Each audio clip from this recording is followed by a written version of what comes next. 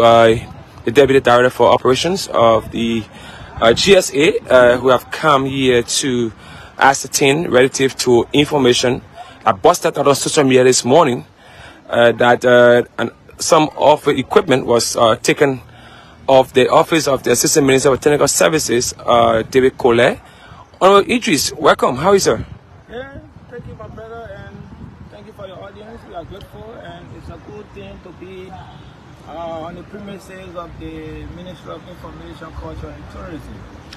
I see here. What is what is behind your visit at this point in time at the Ministry of Information? Well, I see we got this information since this morning that the Honorable Assistant Minister, Mr. David Kolleh, took some actions from the office, and as General Services Agency, custodian of government assets, the agency that is responsible to keep track of the government asset and manages government asset, we took it as a responsibility to come and verify.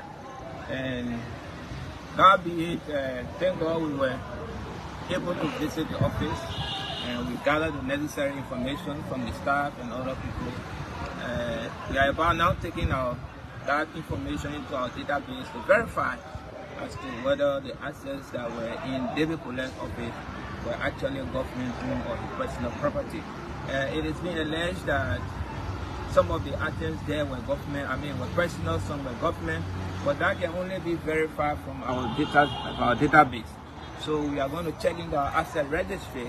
As you are aware, we coded all of the assets within this building, and that was done several months ago.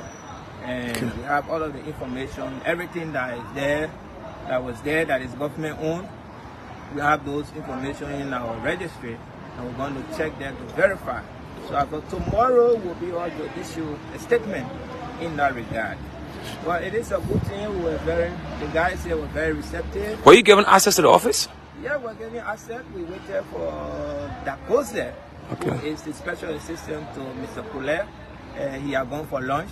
He came by and opened the office. We entered, we took photo, and we had some discussion with some guys in the office. So it was a cordial interaction. The guys there were very receptive, very interactive, and I think it was a good. So besides Dagozer, who are those authorities that you also met with at the Ministry of Information? Well, we went to the office of the Assistant Minister for Administration. As you are aware, the Assistant Minister is responsible for assets. He was not in office. I'm sure somebody was designated to work or told the HR, who also called Mr. Dagozer to come and to make himself available. The HR, the designee from the Assistant Minister office, and I work along with other staff of the Ministry of Information. We work in the office, we look at it, we took photographs, we saw the air conditions and other things that stayed there. Well, we're going to, like I said, we're going to check in our asset registry to ascertain as to the status of the asset. Yeah, as some individuals from the opposition, or let's say the winning party to be soon, as putting political spin on this. What embarrassment does this bring to your government as you are about to leave? Well, if it is established that the assets are government owned, obviously it's going to be an embarrassment. And it is not a good image, for any official of government, to be taking government assets away. And we want to send this caveat to all government officials, all civil servants, all public servants, everyone within the space of government that are in possession of government assets, to please take keen possession, take keen responsibility of your assets. Government gives you access to use to do government job. The assets are not yours. If you are leaving, and if the new government is coming to play, the fact that we are government and government is continuity, you are under moral obligation to ensure that those assets are kept safely for the next government to work with. There are assets that have been disposed, which is the statutory responsibility of GSA to dispose of government assets. Those records we have. If we are not being able over the time to acquire government asset per the asset disposal policy, which says that it says 3 years. I mean, disposal period is 3 years. Yeah, and then we were able to extend it to 7 years. Okay. Because we are looking oh wow. I mean, we're able to extend it to 7 years. Your government. In our system. Okay. Yeah. We did not dispose any car below 7 years. Most of the cars we disposed were mostly 10 years old car, 15 years old car. Those are cars that were no longer useful.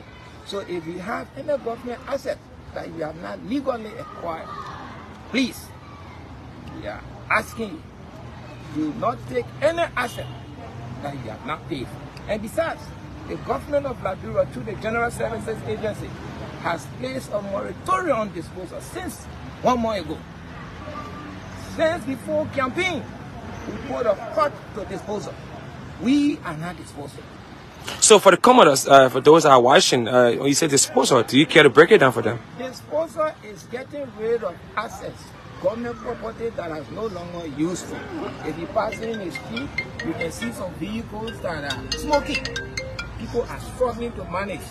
So those assets, in most instances, we dispose them, we give them to the end user, the people to whom the assets are assigned. Let's say for instance, you have a car that is assigned to you, and over the year, you've been managing, using your own resources at times to repair your assets, repair the car, buy spare parts, and whatever. When it is time to dispose of that vehicle, the government... The first priority is first preference.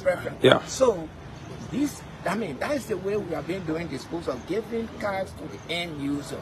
We have not been doing public auction because it is not a fair thing. Sure. We saw it will not be a fair thing, disposing cars to people who have,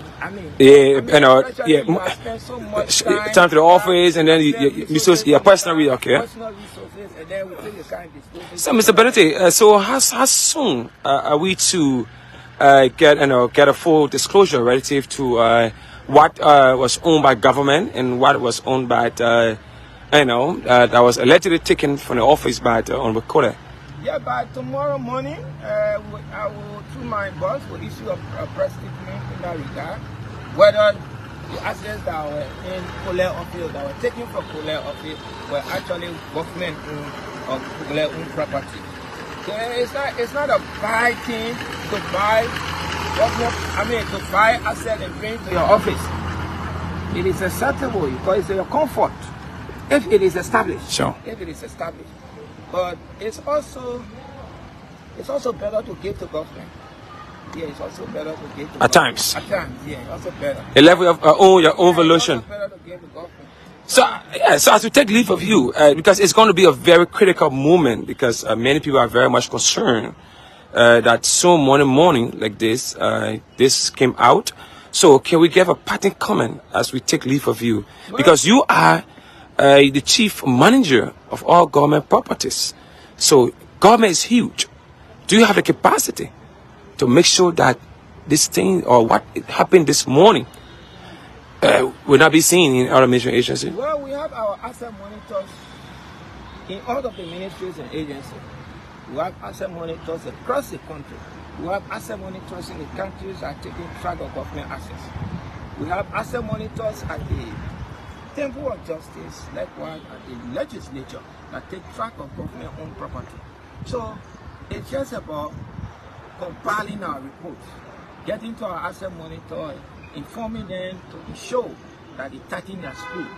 No one take anything out of any government facility that are government owned. So we are cautioning government officials, we are cautioning civil servants, we are cautioning people in the public service, we are cautioning people that are in possession of government assets, whether known or unknown, please make them available. The government will come after everyone who try or who attempt to take any asset away. For your information, very soon we'll start to retrieve assets that we deem, that we see as easily removable. We'll try to retrieve assets, and we're going to call on the security, national police, and the security apparatus along the borders to tighten the borders so that people don't get away with government assets. Government is continuity, and this government is going to ensure that the next government that comes has something to begin with. It will not be here and allow anyone to take away government access because you feel that the government is going to change. No. That is not patriotic. That is not nationalistic. We call every official of government, every civil servant, people in the public service, and people that are in possession of government assets, to make them available to the relevant agency so that we can have them stored for the next government to begin with. This is unfair to the government, and we are getting this information from all around the country. We are calling our asset monitor to be very vigilant, along with the police, to ensure that government assets are protected, they are stored, and they are stored. Don't take away government assets. Sir, thank you very much. Thank you for the opportunity. Thank you, Mr. Bility. That was the voice of the Deputy Director for Operations at the GSA, and he came to get first-hand information relative to information circulating the social media that